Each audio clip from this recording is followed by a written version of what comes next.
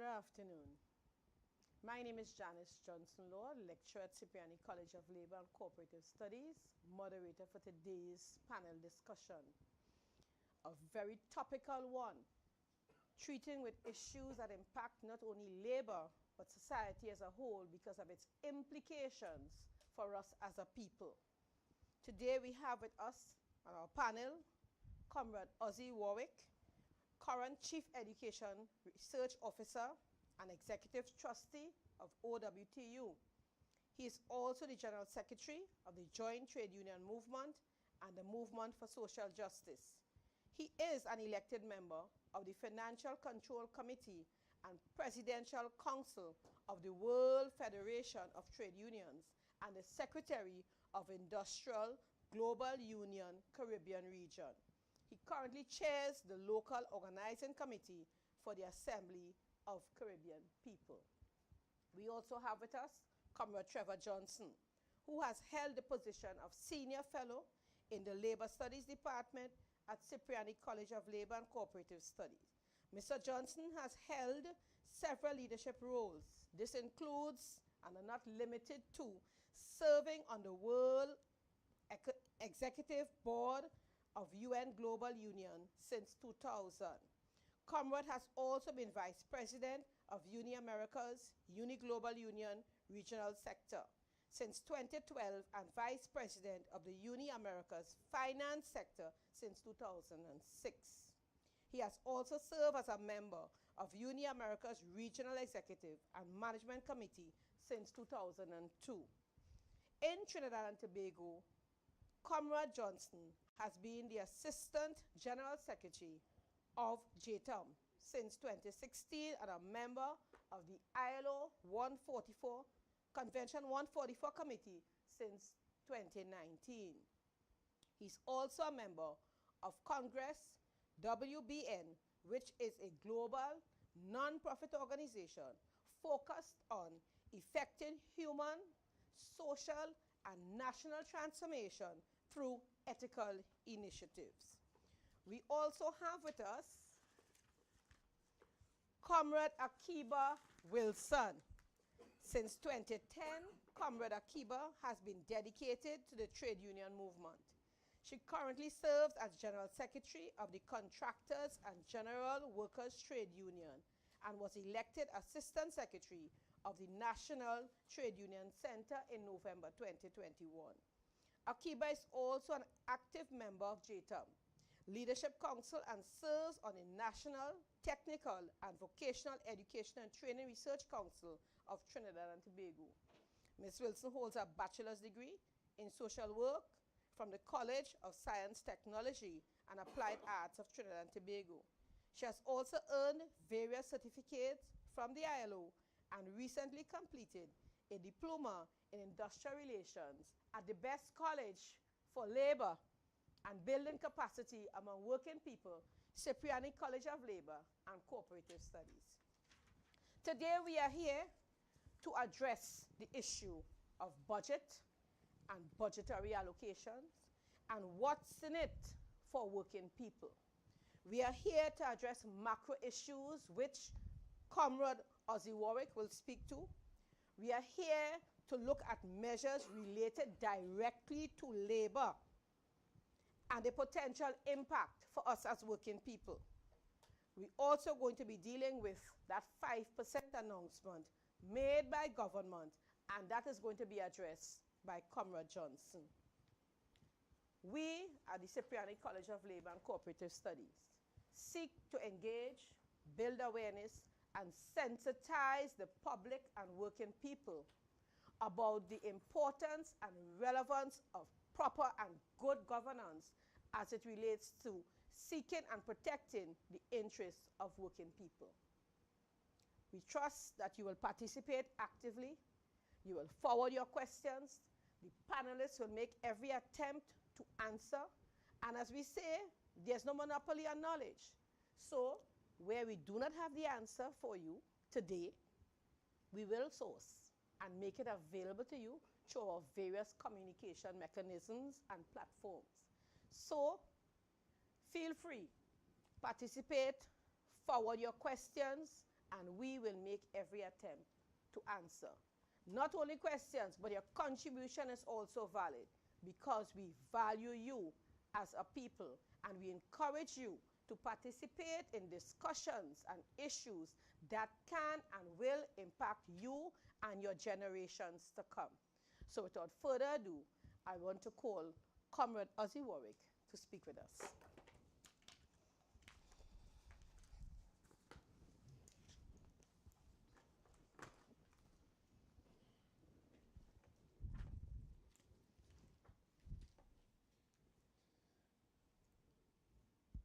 Thank you very much, moderator, Comrade Janice Johnson Lord.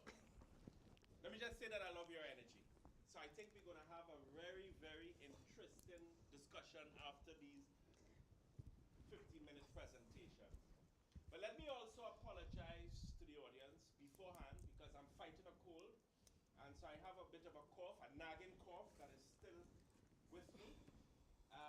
But I did not want to give up the opportunity to share with Trinidad and Tobago Labour's perspective on Budget 2025. Let me thank Cipriani College for holding this forum outside of the debate and provide a space for Labour to share our perspective. So on Monday, the 30th of September, the Minister of Finance made a 5-hour-long $54.2 billion budget presentation.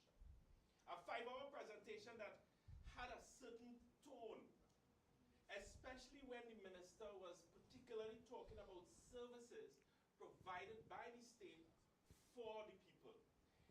It was a tone of contempt, disdain, paternalistic. He spoke about it as though we are privileged and should be thankful to the government. And this is the mentality of the government, and it is how they view the rest of the population. They do not believe that ordinary people should benefit from the resources of the country. As I deal with the macro issues, I want to start by providing a backdrop of the budget presentation at the macro level, but understanding that macro level issues impact bread and butter issues. In other words, we must always remember that what government does on the macro level, it will impact the production and reproduction of our daily life. The first backdrop is the Minister of Finance dispute with the Auditor General, Jawanti Ramdas, in case we forgot that. Because you see, this impasse involved the Ministry of Finance submission of the public accounts of Trinidad and Tobago for the financial year ending September 30th, 2023, which had a whopping $2.6 billion understatement on the revenue side. We then had a major respected economist, Trevor Farrell, expressing concerns over the minister's numbers. The only thing the economist didn't say is that the Minister of Finance maths not Batson. But here is why the numbers are proven to be a problem for the government, because it's about revenue and the resulting forex crisis, which is a direct impact of the worst economic decision for any government, which was the closure of Petrotrin, which, by the way, let me remind the country, was never recommended by any experts, whether it's Solomons and Associates, their report, the McKinsey report, and not even the cabinet-appointed Lashley report. The result of that has led to a decline in oil and gas production and therefore the country's revenue. Just think about this for a minute. Crude oil production declined by 18.2% last year, from 56,986 barrels of oil in January 2023 to 46,570 barrels of oil per day in December of 2023. Gas production also declined from 2.7 billion cubic feet per day in January 2023 to 2.5 billion cubic feet per day in December 2023. And Oil Now, a magazine which analyzes the oil and gas sector, on September the 2nd, published a statement that said natural gas production in Trinidad and Tobago dropped below 2 billion cubic feet per day in June, the first time in 22 These are huge losses for the country, representing a failed energy policy. But you know, if the losses was just there, that is one thing. But it is compounded by what energy expert Tony Paul has been arguing for years now. That is the loss of billions of dollars of revenue because of leakages due to lax regulatory oversight by the government. You see, the regulations that were put in place to protect our resources and ensure that the resources serve the people, those regulations have been ignored and bypassed. In other words, what we have in the energy sector is a complete lack of diligence in sector oversight. These losses, unfortunately, is now being borne on the shoulders and backs of ordinary working people, which same people are treated with contempt and disdain. Another major macro issue is the foreign exchange crisis, also a direct result of the closure of Petrotrin, the country's largest foreign exchange earner. This must worry Labour because look at what the president of the Automobile Dealers Association said in today's Business Guardian. Here's what he said. He said, because if we cannot operate our business and pay our wages, then we would have to shut down. I mean, a lot of people have gone out of businesses and we are facing serious challenges. The government must take responsibility for this. Barbour said. He's the president of the Automobile Dealers Association. That means a lot of workers have been sent home. The fact is that the government has spent something like 1.6 billion US dollars in foreign exchange between October 1st, 2003 and June 30th, 2024 to import refined products. The minister also had nothing to say about the possible collapse of the country's largest pension plan, the Petrotrin Employees Pension Plan, with a whopping $4.3 billion deficit. And not your mic. Oh.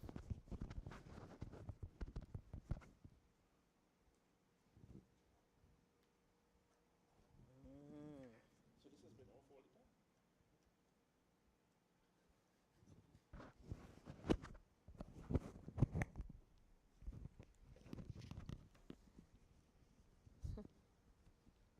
Wow.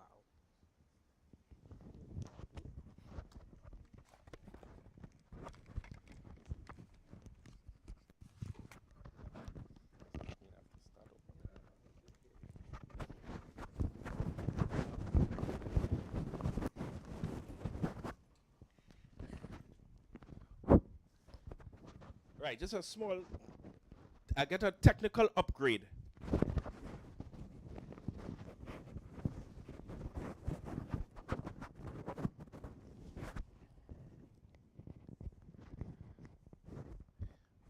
Yes.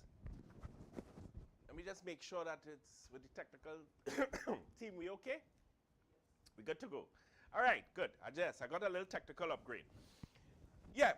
So the fact is that the minister said nothing about what is the potential collapse of the country's largest pension plan and what that would mean to the local stock exchange.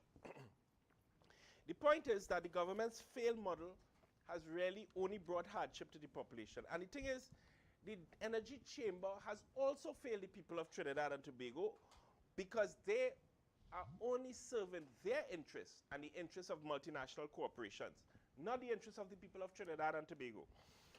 What I want to do now is turn to what Labour's response to the economy and how what Labour had proposed would have positioned the country in a much better place. Firstly, Labour presented what was called Labour's Economic Alternative Plan. That's this. Labour's Economic Alternative Plan. We presented this in 2016. 2016. That is about 8 years ago. And that alternative economic plan was meant to be an alternative to the neoliberal measures of the government. And this was before the closure of Petrotrin. In that Labour's Economic Alternative Plan, what we looked at was having a fiscal policy of a transformational stimulus package with fiscal injections of 3% of GDP into 4 critical strategic areas. 1, food production, in order to secure food sovereignty and food security, which would come from national revenue. Secondly, infrastructural projects, roads, bridges, etc. That would also come from national revenue.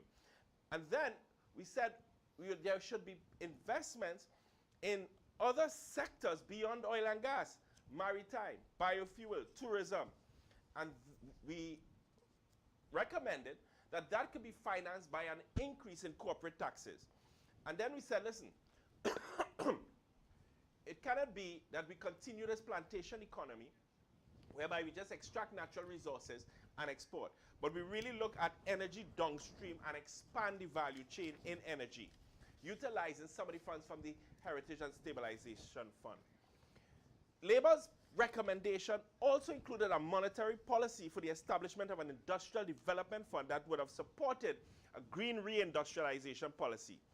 Then last year, the labor movement, recognizing the hardship many thousands of people were facing, presented a comprehensive proposal, this is it here, for the, at that time, that was last year, for Budget 2024 to the Minister of Finance, which recommendations included increasing the minimum wage to $30, reducing fuel prices, no to the increasing retirement age to 65, no to property tax, and also presented, again, key elements of Labour's economic alternative plan.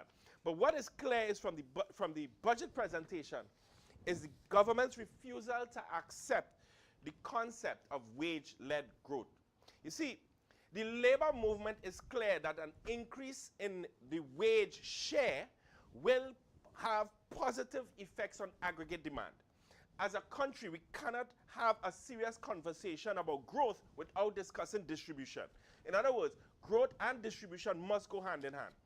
The government has pursued over the last few years a pro-capital distributional policies which claim to promote labor market flexibility or wage flexibility rather than increasing capital income of ordinary working people. The budget really included measures that seek to weaken collective bargaining institutions, trade unions, and employment protection legislation, as well as measures or lack thereof that would lead to lowering real wages. It is in the interest of the country that we accept the need for pro-labor policies in order to create a people-centered state instead of a neoliberal state. It is one where the country can have a strong labor market, institutions, and trade unions, not the opposite, which is what will happen under the current budgetary provisions. This brings me to the final point on our macro issues. And this now has to do with the climate crisis, how human societies organize, and more specifically, how are we going to organize our own society? Labor intends to continue our struggle for a transformative just transition in Trinidad and Tobago. In other words, let's just look quickly at the national context for what has to be a socio-ecological transformation. And one is the government's neoliberal policy agenda, which is dismantling social support infrastructure, promoting privatize to decarbonize model. And in case you doubt what I'm saying, listen to what the minister said on the renewable energy in the budget. He said that there's a draft renewable energy policy and implementation plan, which was completed by the Ministry of Energy in January 2024 and is under review. We are yet for anybody to really see what this policy is. He went on to say that this policy will provide regulatory certainty, attract private investment, and guide the systemic transition to a low-carbon economy. He went on to talk about a 92.2 megawatt solar PV facility being developed by, guess what? Lighthouse Renewable Global Development Limited, Shell Trinidad and Tobago Limited, and BP Alternative Energy Trinidad and Tobago. He then talked about Ministry of Public Utilities approving renewable energy license for 12 sites. So it'll be interesting to see who get these licenses. And then Here this part. Another key renewable initiative in fiscal 2024 is the establishment of an interagency committee to do what? Here it is. To design, issue, and evaluate a request for proposal document for utility-scale solar projects on non-utilized state lands. So it is envisioned that the RFP, coupled with future utility-scale wind deployment, will meet our 30% power generation target. That is private power generation. We are now shifting from public power generation to private power generation. And that is the seriousness of where they would like to go. And in spite of that, imagine Trinidad and Tobago, which we always boast as an oil and gas economy, energy economy. We have no industrial policy. So if we are going to transition from which industry to which industry? Who will control? Who will manage those industries? But you know what? There's a contradiction, because we are already engaged in an unjust transition. We had the closure of the steel plant with plans to reopen with no trade union and collective agreement. Closure of the refinery. They plan to somehow reopen with no trade union and collective agreement. Closure of petrochemical plants. Dismissals of thousands of workers from TSTT, ArcelorMittal, UTT, Petrotrin. Closure of small and medium businesses around the southern community. There's no retraining, no retooling for workers as promised, and there's certainly no new or no green jobs as promised. From a labor perspective, we want the development of an industrial policy that is anchored on public pathways to energy transition as the entry point for deeper economic and social transformation. In other words, the latter will include debates about the transformation of the economic structure, including shrinking some sectors and expanding other sectors, which are foundational to the economy and the society.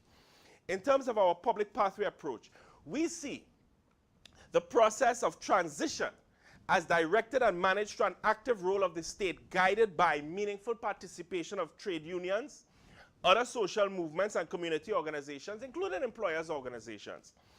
This principle, the public pathway principle, means also that the key strategic sectors for the national economy, such as energy and other public services, are brought into full control and management to be driven by public interest and not the logic of private profit maximization, including investing any profit back into what we can develop as a care economy.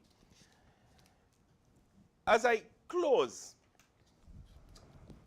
I want us to pay attention to distribution, especially in the context of the crime crisis in our country.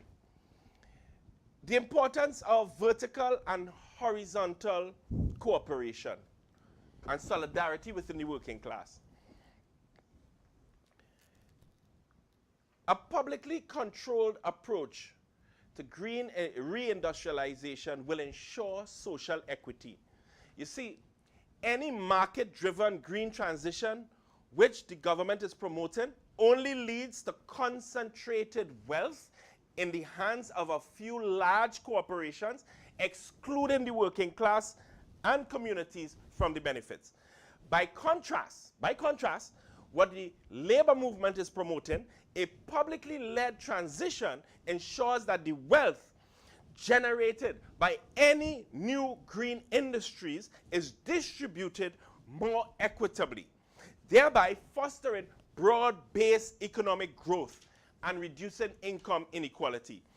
This is the clear vision of labor at the macro level.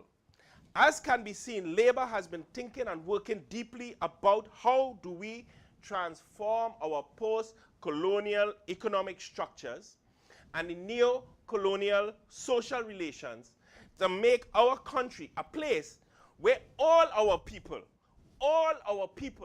can live in dignity with a decent job and a decent future. This level of clarity and vision for the future is not coming from the government or even the private sector. That level of clarity and vision for a more just and equitable society is coming from labor. Thank you.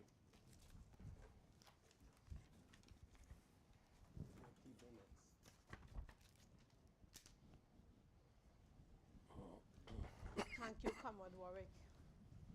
look forward to dissecting these macroeconomic issues and really charting the way forward, or starting the conversation at least in how we address these macroeconomic issues that is seeking to really pauperize our people and push us back decades. We've made strides through the years. We were labeled as the jewel of the Caribbean once in terms of our economy and the wealth of our people and the standard of living. And the concerns you raise are real. These macroeconomic issues must be addressed. And we need to start the conversation to change the narrative, because a lot of persons need this level of awareness and sensitization so they can see themselves as being part of the solution as opposed to just addressing the problem. And having said that, I want to bring on board Comrade Akiba Wilson to speak to us on matters related directly to labor and the potential impact, some of which we're experiencing already, but we know you will take us on a journey to build a better appreciation of what these issues are, and more importantly, how we should position ourselves to address these issues. Welcome, Comrade. Thank you so very much. Good afternoon, everyone. I hope I'm coming across clearly. And firstly, I'd like to say I do apologize for not being in person, but life happens. So I will go right into my presentation as it relates to the 2025 budget presentation that was presented. And so there were several implications for labor. And one of the implications, well, firstly, I'll be touching on what was presented and what was not presented, because what was presented will affect labor, and what also was not presented will also affect labor. So from labor perspective, the only thing that was presented as it relates to the working class would be the minimum wage, and not the minimum wage increase for the national minimum wage, but those for the public sector. Because at the budget, the Minister of Finance, he would have indicated that the minimum wage for the national minimum wage, would not be increased. However, the public minimum wage would be increased from the 2050 to 2250. Now, however, the Joint Trade Union movement, we have always been lobbying, and we will continue to lobby for the minimum wage to be at $30 and not 2050, not even 2250, because if we look, and I like to do calculations, if we look at the minimum wage at present now that the budget, they would have presented a budget, 2250, if we multiply by 8, which is 8 hours a day work, is $180 you're working for a day. And if we multiply that 180 by 5 days, because we look at it for a week, is $900 a week.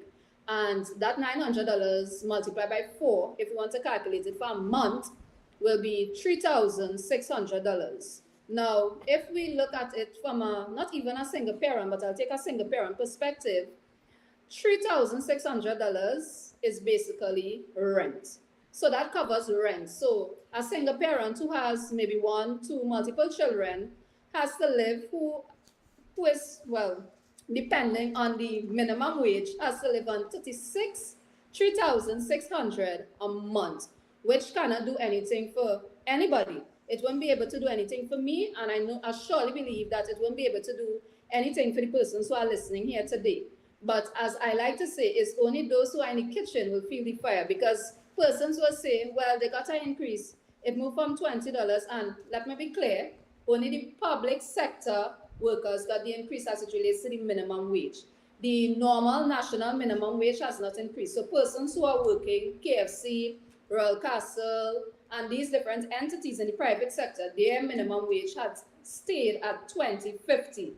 So 2050 can't do anything. 2250 for the public sector still can't do anything. So for us, what was presented in the budget was still not something that the Joint Trade Union movement or the labor fraternity and the whole will accept, because it's still not anything to say. So that will affect and impact still on the working class, right?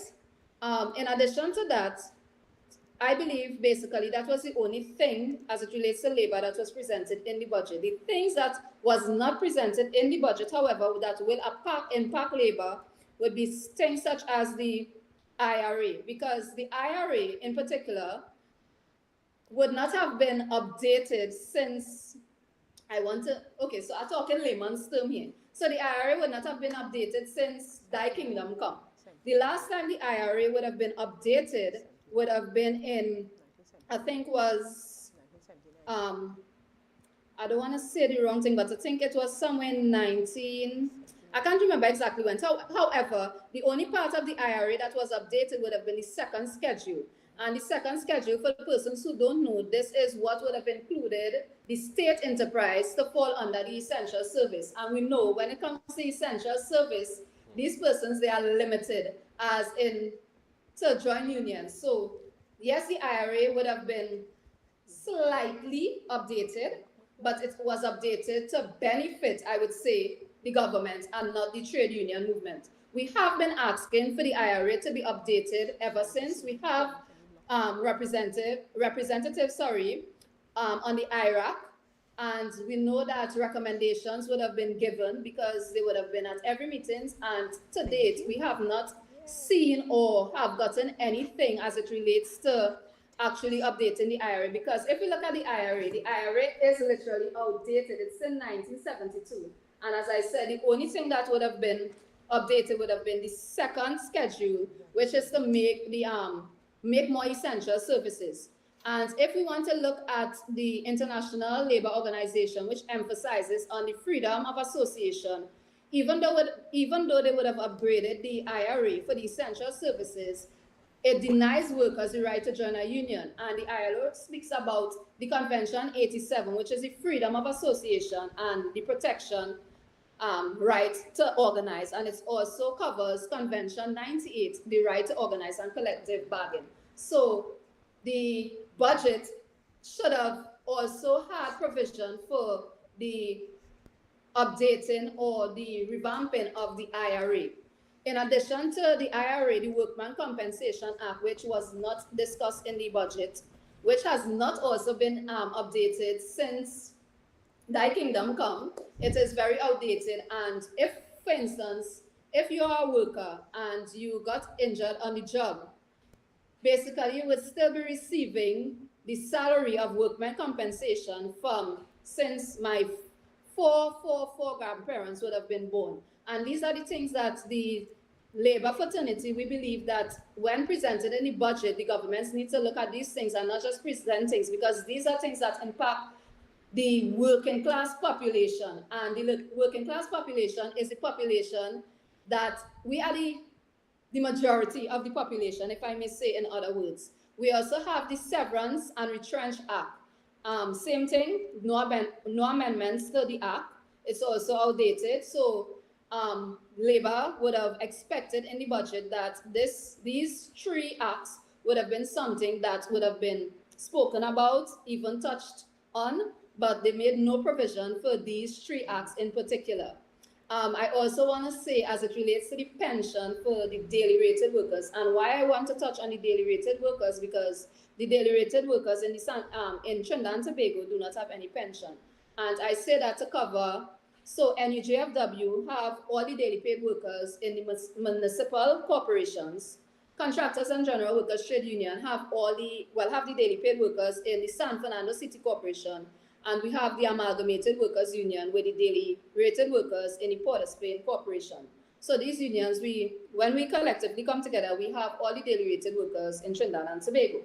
And there was no provision for a pension plan. We have no pension plan for the daily rated workers, and we would have been trying to have a pension plan since in the 90s. Discussion would have been, with then CPOs coming forward to the other CPOs and the government to start the process to have a pension plan for the daily rated workers. Because the monthly paid workers have pension plan, but the daily paid workers do not have no pension plan. And the government don't see this as something fitting to discuss or to be in the budget. And if we want to compare and look at something, in Trinidad and Tobago, the qualification for pension benefits for the politicians that are governed by the Parliamentary Pension Act is just the duration of service. So a politician could serve for a minimum of 5 years and qualify for pension. The age requirement is that they generally get it at 55, but they could receive it according to based on the service. So they have the provision for pensioner, but they don't see the need for the daily rated workers in Trinidad and Tobago to have this same facility as a pensioner. And we have been tirelessly reaching out to start to the process as it relates to Pension Act. And we would have thought that this would have been something that would have been in the budget to say, well, okay, yes, the budget is actually working for the working class, daily paid workers. But it's also something that the Minister of Finance choose not to include within the budget.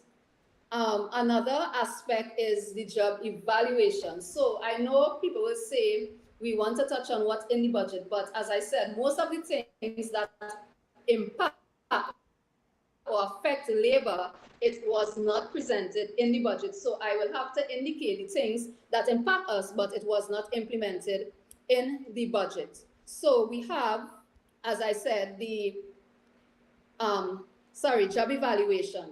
Now, persons will ask, what is job evaluation? So for job evaluation, basically, they evaluate you so they know where, for instance, I'm just saying, say I am a mechanic 2, and my rate of pay as a mechanic 2 is, I just call in figures, say $200. But being a mechanic 2, when a job evaluation is put in place, if a mechanic 2, because of the job or the specialty that the person has, it's supposed to be as a range or average, as just saying, of $500. If a job evaluation is not put in place, that person will be underpaid. It has sometimes where a person could be underpaid or overpaid due to the lack of a job evaluation. So these are things that we believe that are needed and necessity, which is essential for the working class and the citizens of Trinidad and Tobago. I know you all will find I'm calling a certain union, but I represent the daily rated workers. So as it relates to the job evaluation, the CPO, he was instructed, well, the then CPO was instructed since in 2002 to begin the job evaluation. So the NEJFW, they would have completed their job evaluation and it was implemented. Now the Amalgamated Workers Union, they completed it, but however, it still has not been implemented. San Fernando City Corporation, which Contractors and General Workers Trade Union we represent, we have not even begun the process with the CPO as it relates to job evaluation. And this has been something that has been ongoing for years. And the government claims to care for the working class. However, the simple things that would help to build the economy and to assist the working class, they leave out of the budget and shower us with all other sorts of things that are not really hopeful or needed for us. I know Comrade Johnson will be touching on the negotiations, so I will not really touch on it. But as it relates to COLA in particular, the Minister of Finance, he made no mention to COLA. And COLA is something, if persons understand, COLA would have come out from the war. It was a war bonus. And the COLA was something that used to buffer the wage. And coming out of the, calling it the war bonus, it came and it was now named COLA, which is Cost of Living Allowance. And from the last negotiation period, the government would have indicated that they are not willing to give cost of living allowance, COLA, add COLA to the wage. And in this budget, we would have expected that the government would have indicated something as it relates to COLA. However, COLA was not mentioned again. So we realized that most of the things that would positively impact labor was not mentioned. Well, to be honest, nothing that would have positively impact labor was mentioned. So we see where the government, and I will say it, is anti-union and anti-workers, because things that are beneficial to the working class, they neglect to whether fix, enhance, or put it in the budget, and they actually deal with everything else. And the working population of Trinidad and Tobago is what actually it makes the economy go round and round. And if we are the ones who actually makes the economy go round and round, everything goes around, why is it that we as working class citizens cannot get things that are implemented in the budget that will benefit us on a day-to-day basis. I would also like to mention, as I said, I know Comrade Johnson is going to touch on it, but when it comes to collective agreements and the Minister of Finance, he would have stood on the platform in Parliament and indicated a sum which we do not negotiate with the Minister of Finance. And if we look at the IRA, as it relates to collective agreement, it clearly states that collective agreement is between the recognized majority union, which is whichever union has the majority, and the employer. For us and many other unions, the employer is deemed as the CPO and not the Minister of Finance. So any political person, whether the Minister of Finance, the Minister is the CPO, is the employer. So we negotiate with the employer. And many times the Minister of Finance uses, whether it's in the budget or many different platforms, to indicate what he is giving. I have to put it in inverted commas because he cannot give us anything. We don't negotiate with him. Just like, for instance, I'll need to make this analogy. For instance, if somebody is on a plane and they hijack the plane, and when they try to do negotiation, and the persons who are doing the negotiation, they will indicate, we don't negotiate with terrorists. We do not negotiate with the Minister of Finance. We negotiate with the CPO, and we need to make that clear because many people go away from the minister stating in the budget, this percent, that. We do not negotiate with the Minister of Finance. We negotiate with the CPO. So, in addition to that, the Minister of Finance would have indicated the two unions who are at the Ministry of Labor or who did not accept the first offer.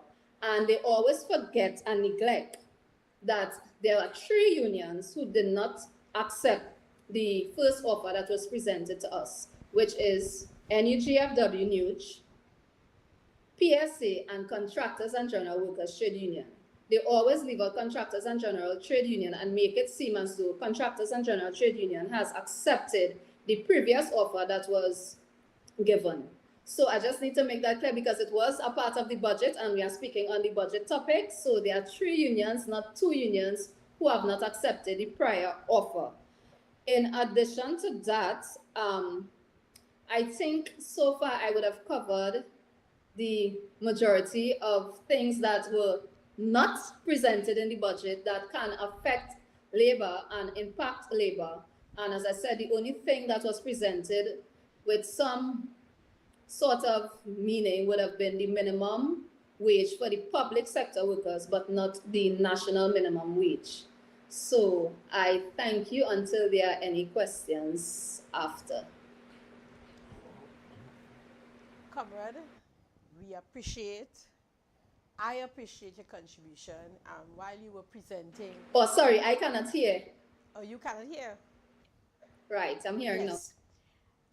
We are actually smiling on this side and we are saying to ourselves, you seem to be telepathic. You were in the room while we were having our pre-discussion around 5:15 thereabout. And almost all of the issues that we were discussing informally, you've touched on them. You've touched on the issue of the disparity in the minimum wage increase. And we are asking, what's the intent behind that?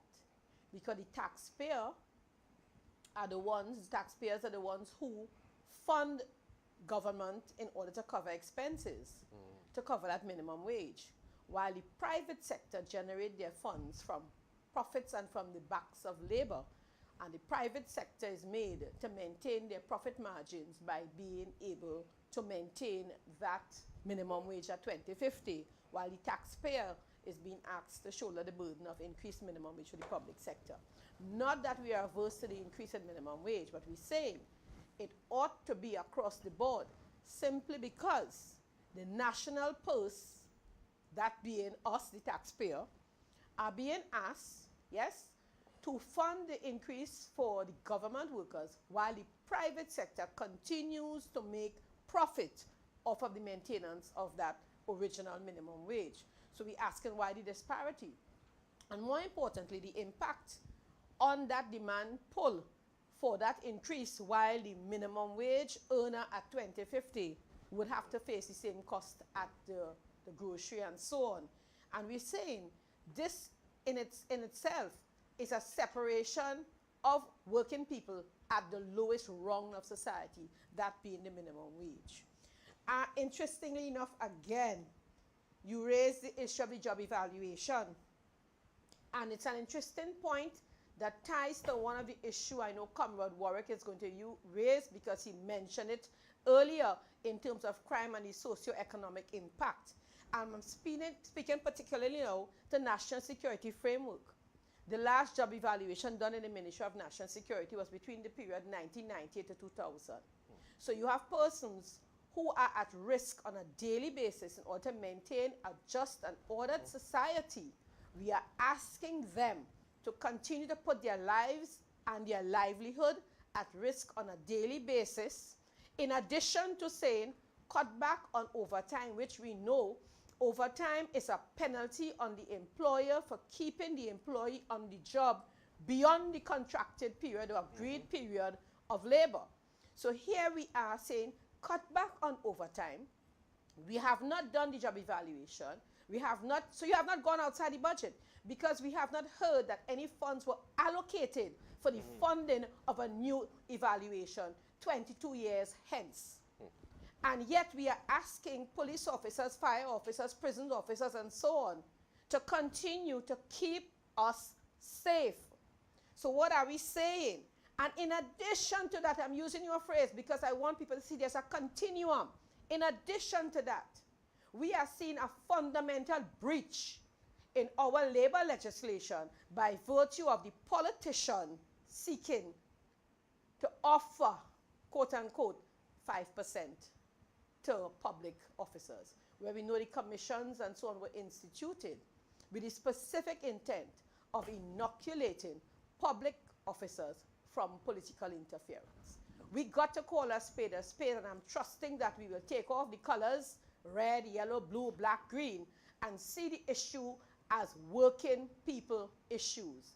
Our police officers are asked to endanger their lives on a daily basis. Their job has been enlarged from beyond and got worse during the period of COVID. We have lost so many persons in the national security framework. Yes, and we are saying 4% in 10 years with no explanation. And during that 10 years, we saw parliamentarians increase their remuneration. And I ask this question all the time. You know what the qualification or the job specification is for a police officer? 5 CXC. What is the qualification to become a parliamentarian and a minister to make decisions for working people? Popularity. It is time for us to have the conversation. And it is time for us to hold governance. Notice I'm not just saying government. Governance to compliance to our legislative framework, because they're archaic. And you're correct. The Industrial Relations Act was last amended in 1979. That's way back. And the specific intent was to limit what public officers can do. So in essence, what we are seeing is modernized slavery. And therefore, we must have the conversation. Having just given 4% in 10 years, during a budget, you did not say how much is allocated for the purpose of negotiation with government and their employees, but you said 5%. That's crossing the line. And that's breaching just what you signed to in terms of Geneva Conventions. You are signatory, yes, to ILO and its principles. And we know government is more than or almost 60% employer. And therefore, the pattern they set is going to open the roadway for the rest of the employers to do, because the private sector, it's about profit. And therefore, we are setting the tone for working people. I want to leave that sentence to trail off, because the fact that I introduced that issue of 5%, I would like to call Comrade Johnson to speak to us on that 5%.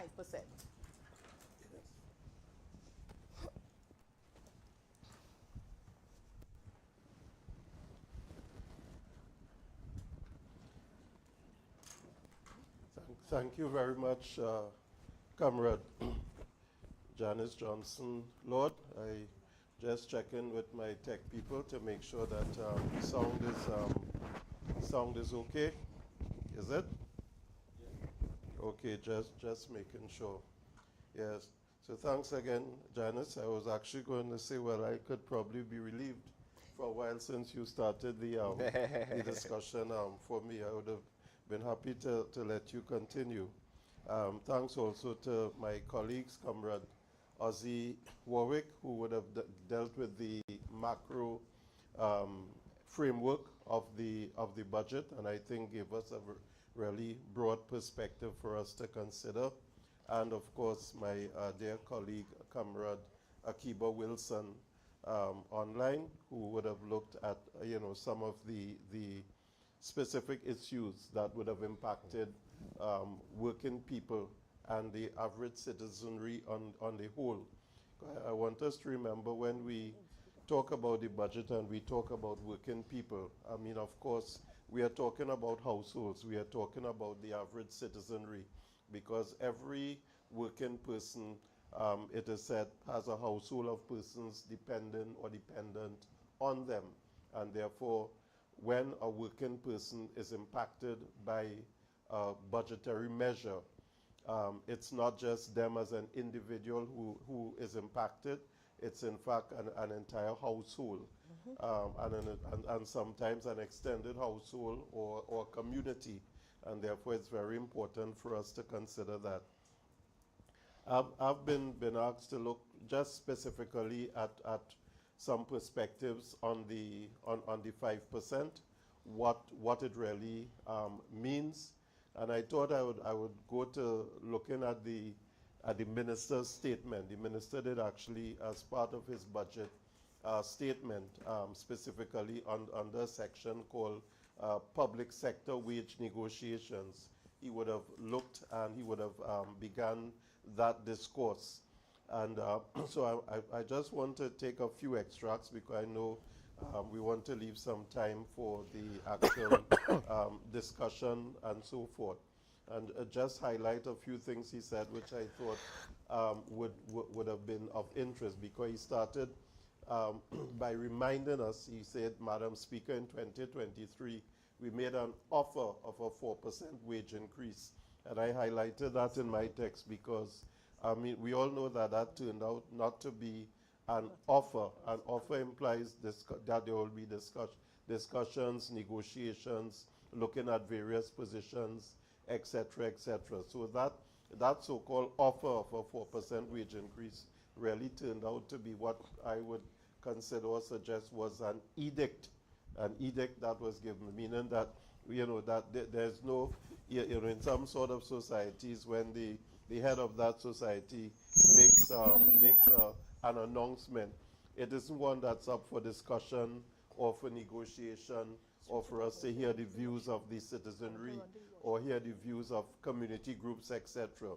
So when the minister reminded us that in 2023 an offer of a 4% wage increase was made, that for all trade unions would have immediately looked at that and basically would have been thinking of how we ended up at, before those trade unions that would have ended up before the special tribunal at the industrial court, how they would have been confronted by 2 5-year periods of well, again, edicts handed down, I would say, by the head of the special tribunal. That threat that if they did not accept government's position, that is what would have been forced upon them.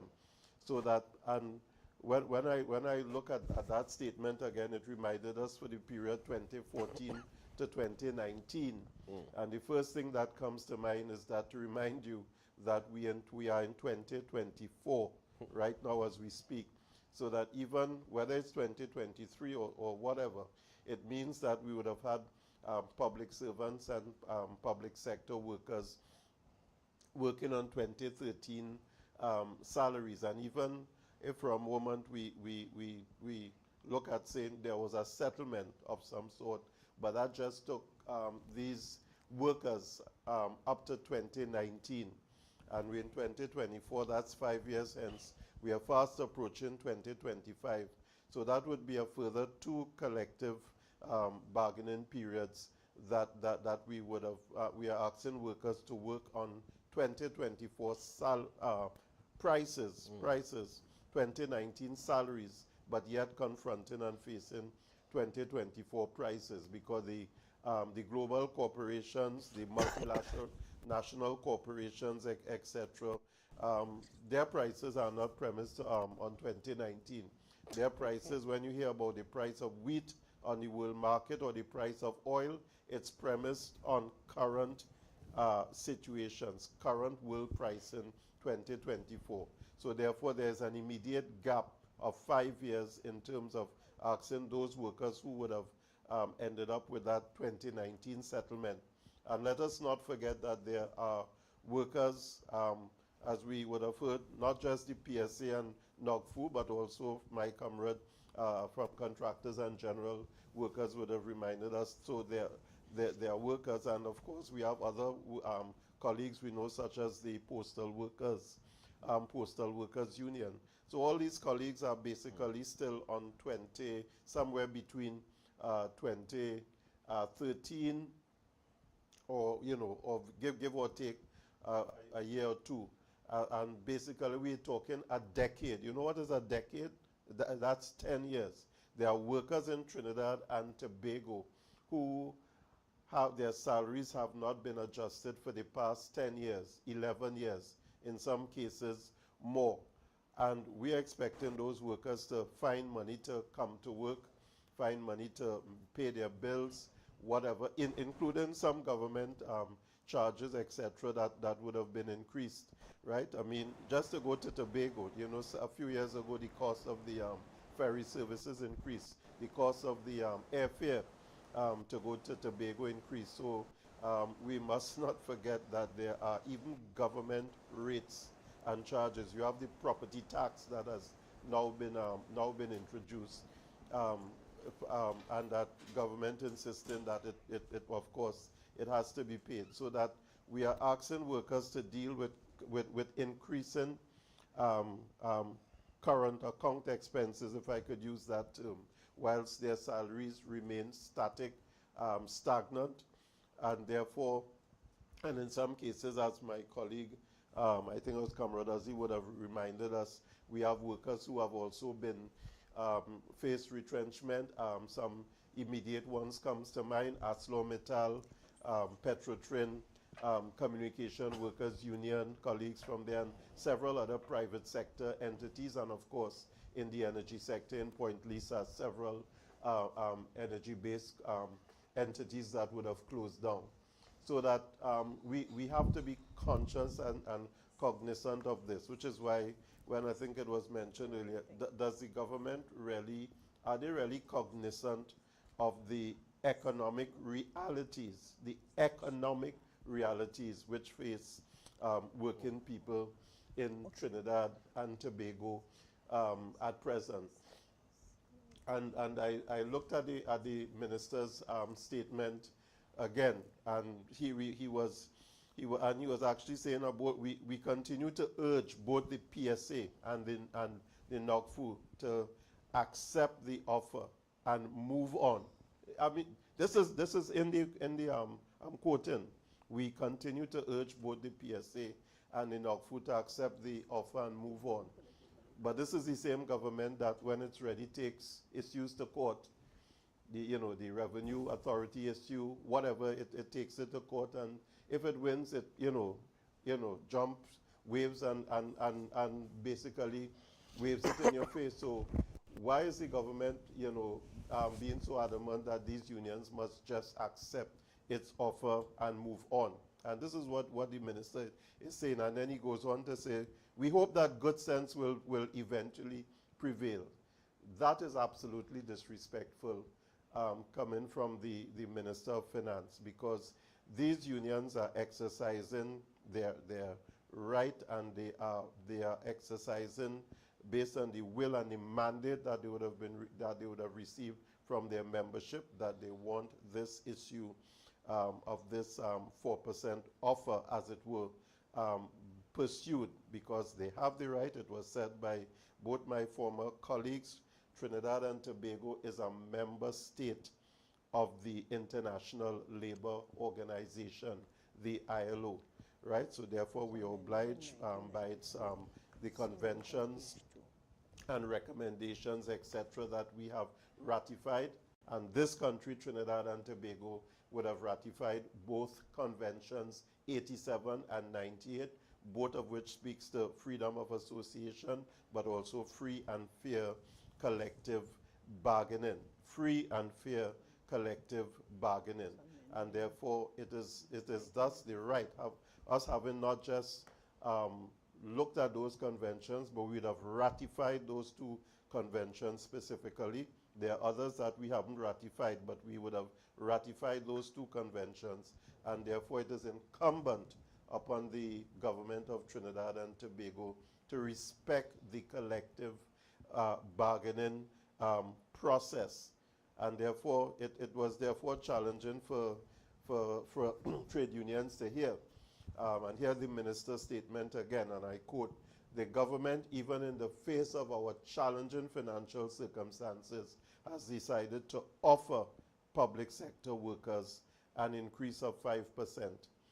Right? He did go on subsequently to indicate that he has instructed the CPO to begin discussions or negotiations with the respective unions. And even that he tried to divide and rule.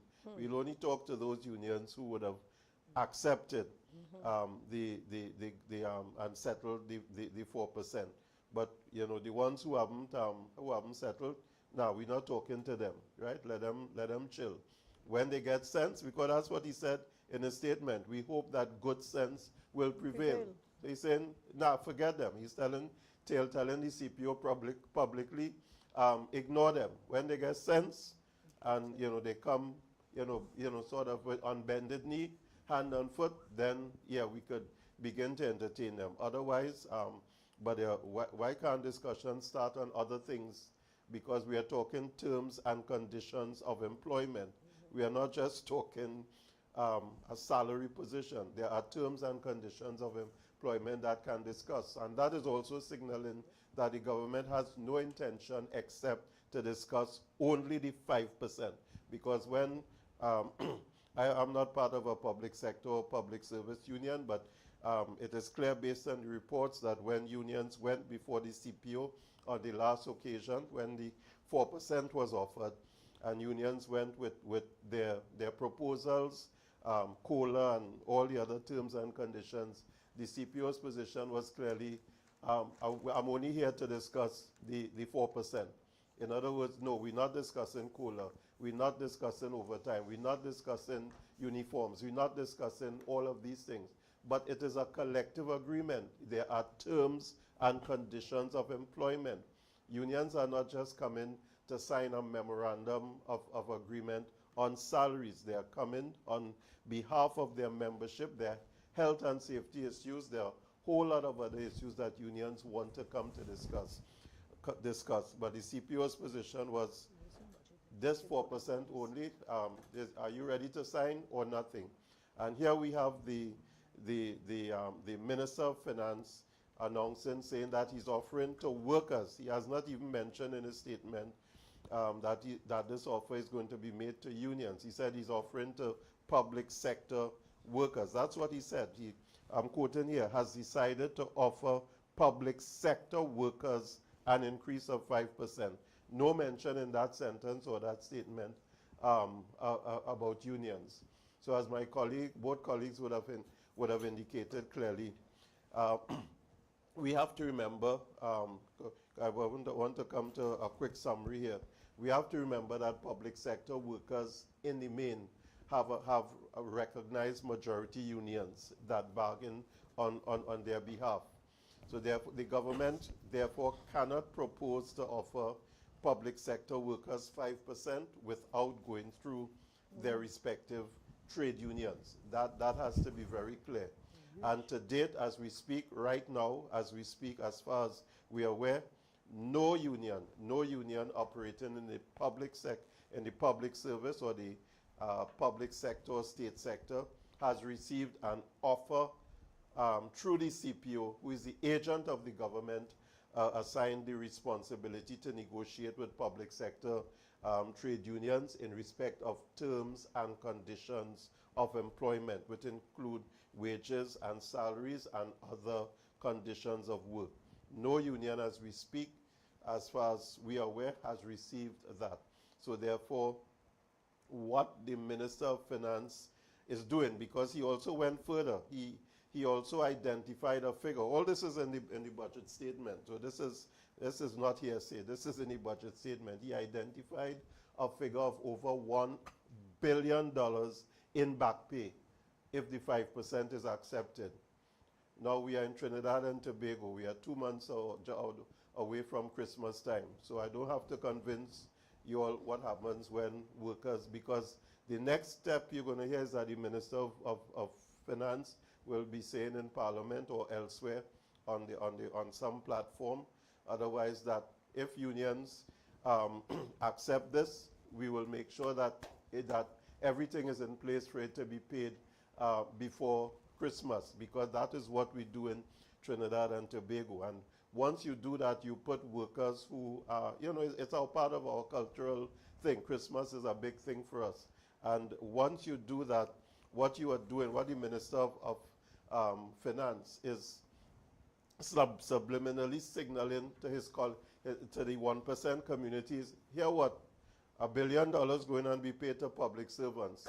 So organize yourselves, because when they get that $1 billion, between themselves, where they come in, right? 60-70% of that coming back to your coffers, because they're going to end up right on whatever street, Frederick Street, Charlotte Street, Henry Street, whatever. And by the 31st of December, they're on their way to the banks. So at their end of year balance sheets look healthy, because the workers will not even, it will just be basically it going in transit, like a airplane, it's stopping in transit in their account, but it's really heading to the accounts of the 1%. That is what is going to happen to that $1 billion, because that is what happened to the $1 billion in 2023. Most workers by then, even if it didn't head to the 1% coffers, by then, after almost a decade, a lot of them had run up bills, so they had to pay the bank, they had to pay the credit union. Most of them, their cars were run down, so they probably went and tried to make a down payment to get a, updated motor vehicle. But still, it ended up in the hands of the merchants. So I want to just end by saying, I know unions would have had the experience of the last arrangement, and therefore it is incumbent upon unions. It's a democratic process. It's incumbent upon unions to have discussions with their membership to chart the best course forward as to how to navigate their way towards a settlement that is fair and just. My colleague spoke about, in the context, yes, of a green economy and just transitions, but just transitions and all it implies it has to be a just and reasonable and fair settlement in the interest of the workers, the working class of Trinidad and Tobago and their families, so that it's important for unions to educate their members. There's no law that says an agreement has to be settled before Christmas time, so that we want to be very mindful of that, and so that workers, trade unions can do what is in the best interest, the long-term interest especially, of their members. So I would want to stop there, Comrade Moderator, and thank you for the opportunity to share these opening remarks. Thank you so kindly, Comrade Johnson. The issues are many. Issues are many. Time is upon us. Our generations to come will have to pay if we don't activate. Participate, activate. We have a duty as a people to leave a better legacy than what we met. And good governance is one of the best things that we can leave. We know the economies all over the world, they're struggling. But how are we distributing the struggle? Are we going to continue encouraging 20% of the people to live off of 80% of our nation's wealth? These are some of the questions, difficult questions, that we must ask. And we must also remember that we are the government. We are the employer. Because we have hired parliamentarians to represent our interests, to protect our rights. That's the law. The Industrial Relations Act, though dated, speaks to the issue of industrial relations offense and failure to treat with the recognized majority union. Unfortunately, the very people that are called upon to arbitrate in this matter are also at the mercy of government. If we look at the last amendment, which I took time to look at, the last time around, the amendment really was 1996 to make provisions for the RHA, which we know segmented the healthcare, the nursing staff, a critical aspect of a country, which is health. What did we do? We shifted our representation. We made allowance for RHAs as opposed to Public Services Association.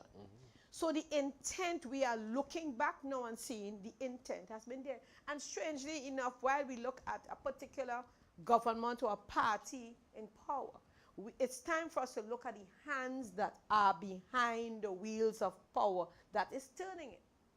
Because we say the more things change, the more they remain the same. So 1996, nurses. And then we had a fight for recognition so that you can have a voice in the decision-making process. So while we weakened the PSA by splitting its membership, we took years to give recognition to the Trinidad and Tobago Registered Nurses Association. People, it is time for us to not just see, but share. Because a lot of us go about our daily business not thinking about what does not directly affect us. But guess what? If it does not affect you today, it's going to affect your generations tomorrow. When we hear a budget being presented, we must, of necessity, hear what's in it for us as working people. Because without labor, there can be no profit. And it is time for equitable distribution of profit to be a consideration for people. Because what we don't spend our people, we spend it in systems, yes? Systems that will further impoverish our people. And what are we talking about? Our national security framework. So we say crime, but we want to understand that crime is a socio-economic issue. Interesting enough, who benefits? Transport arrangements, restraints, suppliers, the judicial system. Who benefits? If we are to ban, somebody say ban your belly, but we want to see everybody with a ban just as broad. So if you're telling me no increase in 10 years, lead by example. Take no increase in 10 years. And we as a people, we got to start to make decisions based on issues rather than sectorial interests. Yes? I want to thank our panelists for presenting. We're going to go into further discussions. We're going to be answering your questions, which we hope have been coming feverishly, that we may have to choose which we would answer. So I'll just take a 1-minute break so we could kind of recalibrate our settings so we can really get into the meat of the discussion in terms of this budget and what it means for us as a country and more importantly, for working people.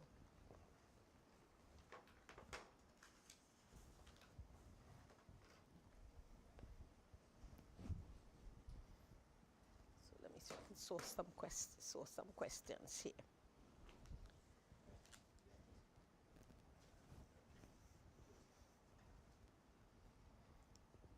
Give me a second. Trying to get to the questions.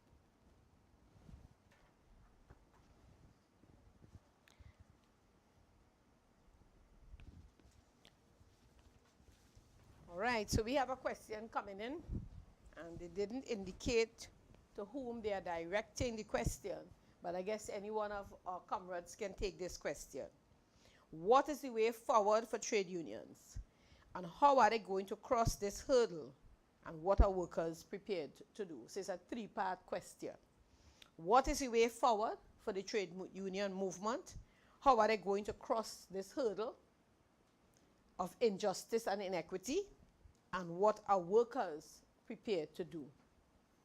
What do you think workers should be prepared to do?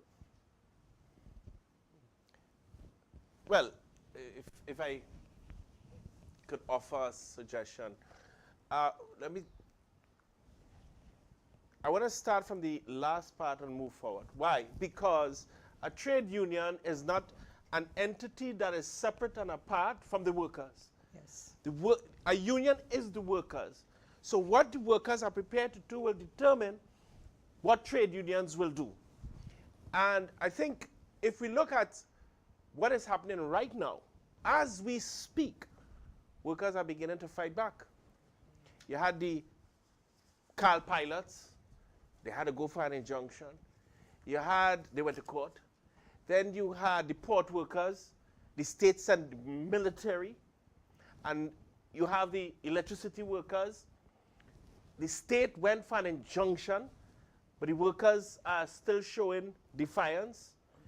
You have the postal workers, and you're going to see more and more of that, because we have the firm view workers are not going to take the bullying anymore, because that is what is happening.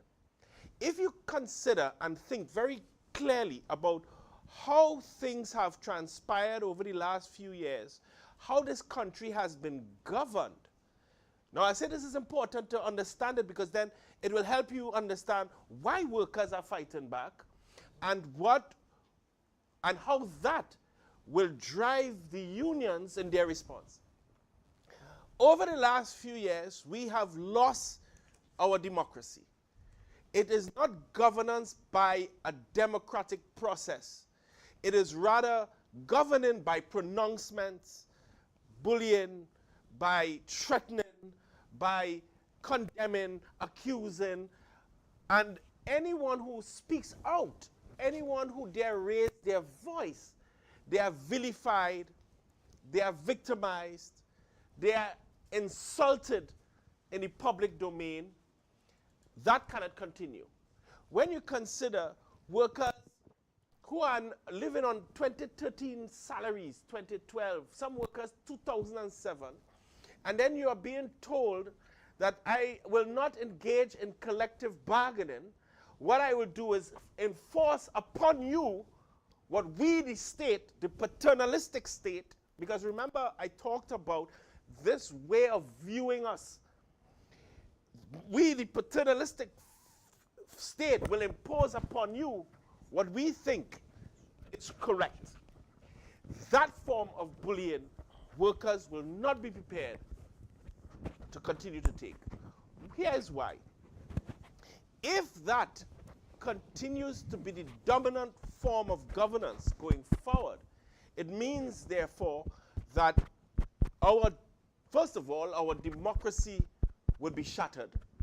And in a state or in a society where your democracy is shattered, it means workers' rights will be shattered. Your right as a worker to be represented by a union, your right to collective bargaining, your right to go to work in a safe environment, your right to live a life of dignity, all of that could be shattered. So where does that leave the trade union movement?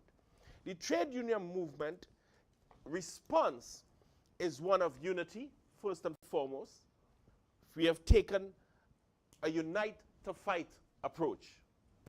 And that campaign continues. The second is mass education and consciousness raising of our membership, but not just confine it to our membership, but consciousness raising of the wider society. We, as the people, have to take back our country.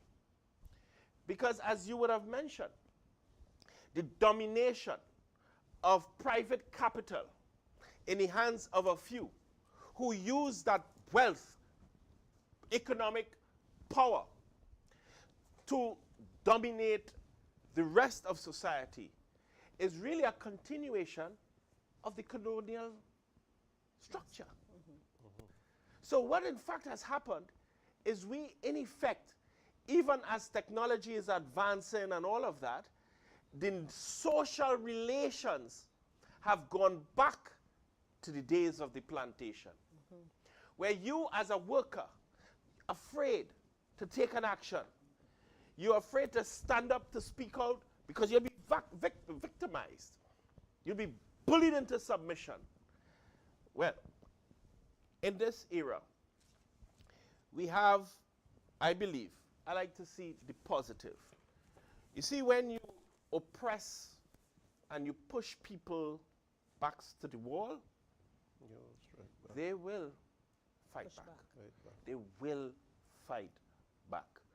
And sometimes it takes forms that we may not even anticipate. But I am very confident that the working class of Trinidad and Tobago will not take the bullying anymore. That is my response. You know, I want to follow up on something you said a while ago with unite to fight. And I can't help but ask this question because this is my personal view, not that of the college. Let me identify. When we look at the history of the movement, we didn't have to ask about unite to fight. If you mention unite to fight, it was a given, it's expected. And my question to the movement is, how can we unite beyond the fight? Not just to fight, but beyond the fight, because from where I'm sitting, capital is really working the gaps between the respective representative bodies. We will, as I said, we will be having rich conversation before. How can we build empathy within the movement and move away from this stereotypical approach, that's none of my business. So everybody drinking water now until the water gets too hot to drink, because it's heating up by you, it heated up by Petrochin, it heated up by TSTT, it's heating up by TNTech, yeah? It may very well heat up in national security spaces, and then we wake up and realize we are dealing with privatization versus nationalization. So my question to us as working people, what would it take for us to unite? Not just on our platform and not just to fight. What would it take for us to unite? Let me just jump in here, and I'm conscious, of course, of our comrade Akiba online as well. She have a view, I suppose, from being a bit younger than us here on the panel here in the studio. But education is key inside of there, and I think we are seeing some good signs recently. I think Comrade Ozzy and myself would have been part of a National Nurses Convention recently. And one of the things that struck me, maybe in the afternoon session, I'm not sure if Comrade Ozzy, you were still there, but one of the things that struck me was the number of initiatives that the union as a body was taking. In fact, in terms of a significant emphasis on education, not just in terms of their career, in terms of advancement into midwifery and all that sort of thing, but they're building a consciousness. I think part of the fight that Comrade Ozzy is talking about also incorporates workers building a consciousness. You are seeing as we go, we had May Day, Labor Day activities earlier this year, and one of the things that struck me was the number of young people, because sometimes there's always this suggestion that younger people are not gravitating to unions.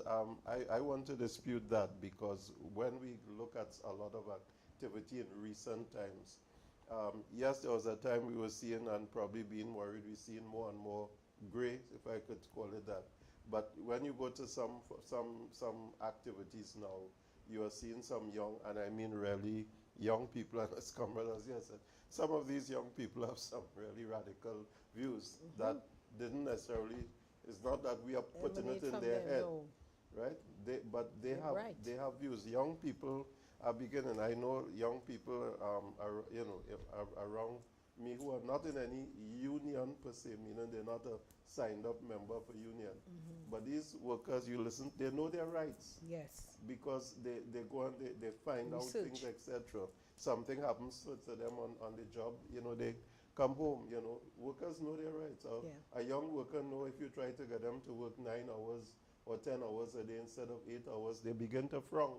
Why do I have to work 9 or 10 hours? Because somewhere or the other they have discovered that my working hours is supposed to be not more than 8 hours per day. Or why is the employer doing this to me? Why am I only getting 15 minutes for lunch? So people are beginning, so there's that kind of informal education process taking part, but then you see it being formalized by some of them turning up at, activities that the unions are having.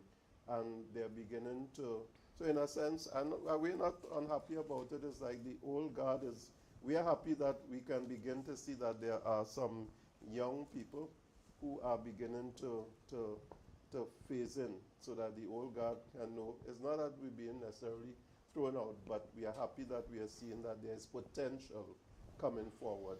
And I'm just using that as one positive indicator as we go forward. I don't know if Comrade Akiba has anything she may want to add to that. I would, yes, good night again, everyone. I would like to add, and I want to agree, where we see more young people now being a part of the trade union movement and the trade union activities.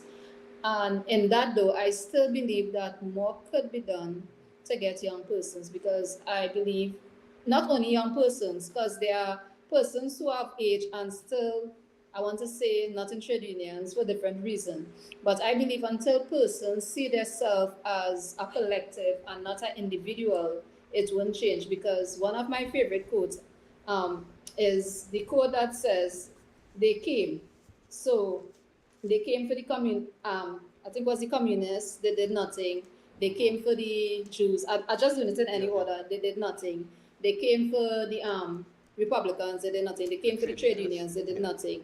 And then they came for me, and there was no one else to do anything, because everybody else. So persons have to see themselves now as not an individual, and what is beneficial, what could be done for me, what the trade union could do for me, but what the trade union could do collectively for the working class. And many people, we tend to be selfish somewhat and study ourselves and not the wider population, and in addition, our generation. So that is my input on that.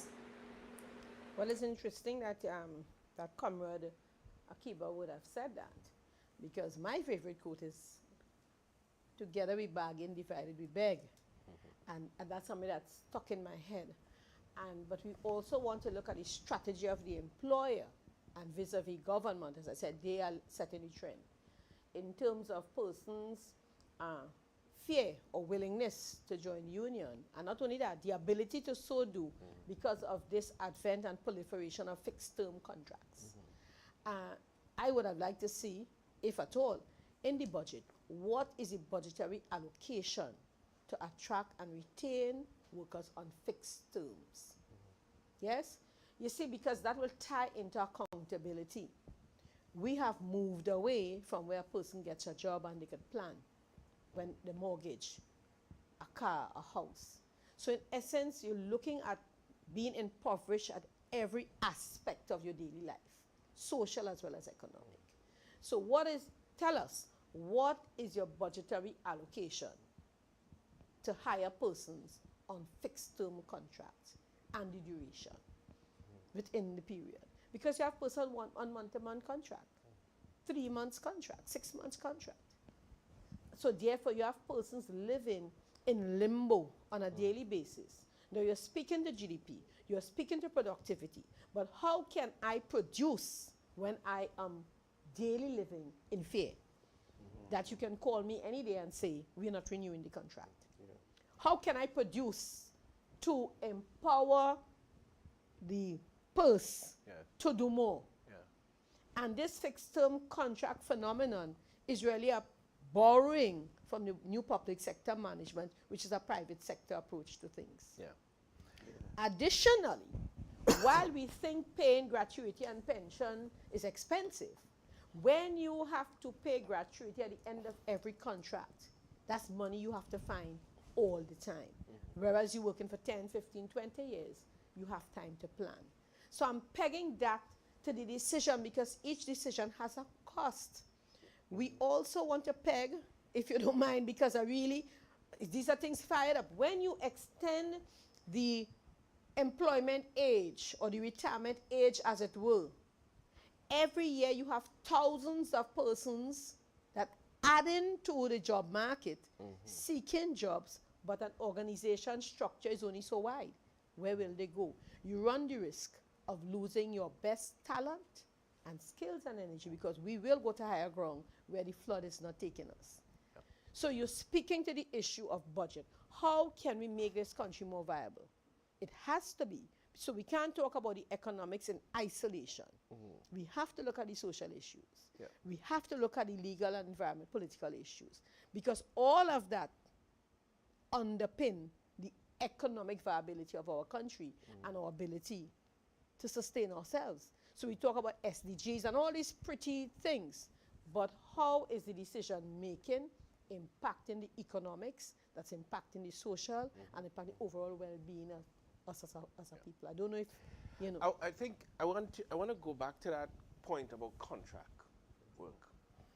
Let's dig deeper about why that is so dangerous and threaten the very fabric of what keeps us together as a society. And I want to just take us back. Much of the social support infrastructure would have been built up in the 70s, right?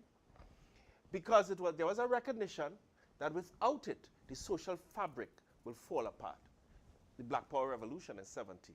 And then you had enough National Union of Freedom Fighters who led an armed resistance against the state. So they recognized, listen, we've got to put a social support infrastructure. People have to have a decent job. People have to feel as though they are contributing to national development.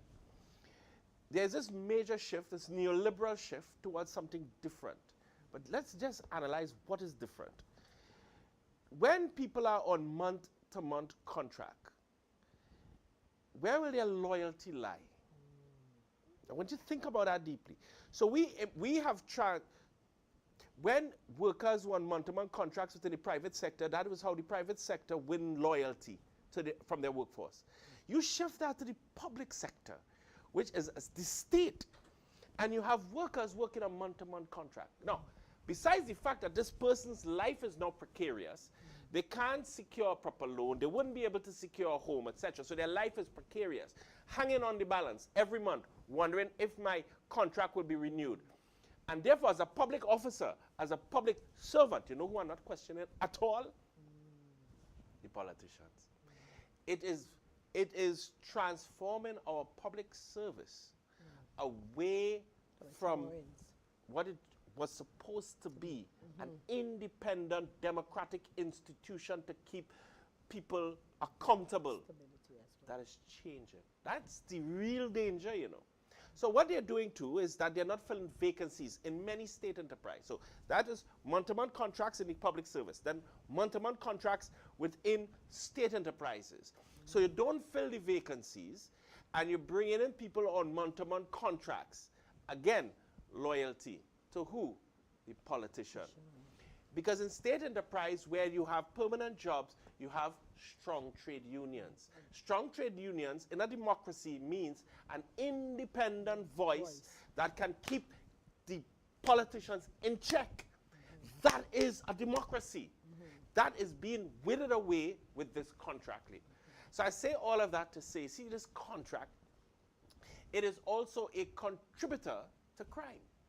The connection between the hopelessness and despair that people are feeling because I no longer feel that I can have a secure future is dismantling completely all of the social fabric that at least will make me feel, listen, I could go in as a young man or a young woman, I could get into one of the apprenticeship programs and I might be able to get into a little job and so on. That is going. And let's just talk about what you mentioned, the national security infrastructure and the people that makes that up, because that's not abstract, it's people. So you have police officers, you have people in the protective services, fire, police, army, prisons, working in conditions that are, I mean, inhumane. So you now, as the state, don't provide the resources to, in other words, the necessary requirements for these workers in the protective services to feel as though, yes, I am making a contribution. And you know what's really sad? When they retire, they have to wait 2 to 3 years to get their pension. Yep. When you create an entire society of that kind of precarious life, what do you think is going to happen? Yeah, and then you also limit resources to public schools, to public education. So now we have 50% of our young people failing math and English. Yes. What is going to happen to them? You know, when you really strip it apart, it is a complete Mess. transformation of our society, not for the better.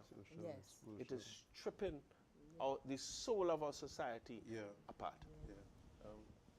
It's interesting that Comrade Azzi said that, and I'm just juxtaposing that against that, well, what some might call an amazing statement made by the Minister of Public Administration, that there are some 13,000 vacancies in the public service. Yeah. But yet, and I'm happy that at least a couple persons in the media decided to do their own quick fact check, and because despite the minister saying that, because effectively what the minister was saying is, what's the problem? We have no unemployment.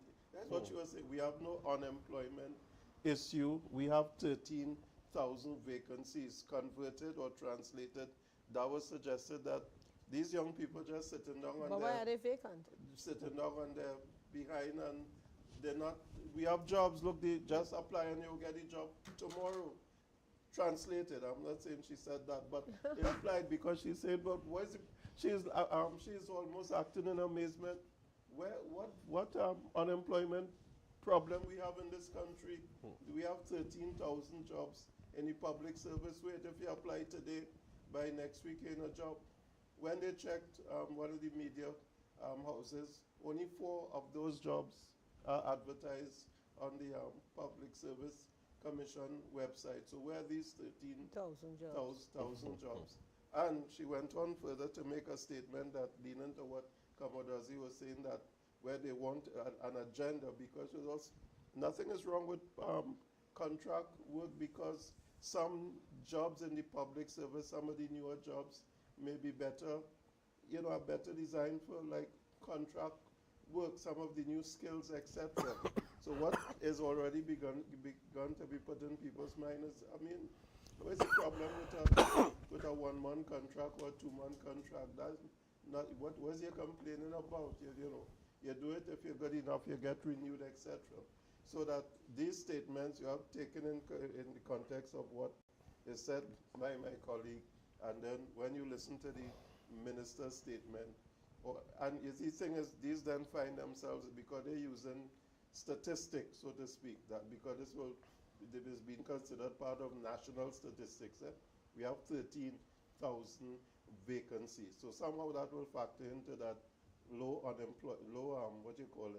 unemployment, because we have 13,000 vacancies. I mean, people not looking for jobs, because if they were looking for jobs, them 13,000 jobs would have been, vacancies would have been filled.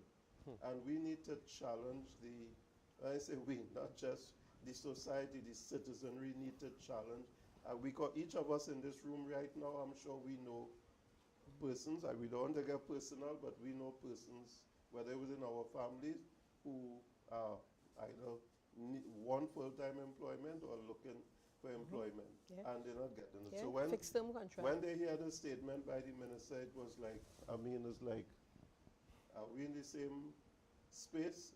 Are we in the same zone? Are we in the same country that we talk, you know? But the minister made the statement very confidently, and then went on to say that's why they had a, what you call it, a job fair a week or two ago to, you know, to make Well, you know, I tell sensitize people, about these so-called 13,000 jobs. the person, you know, I want to borrow a phrase from one of the old politicians, bring the evidence. Because sometimes people hear stuff, but they want to see.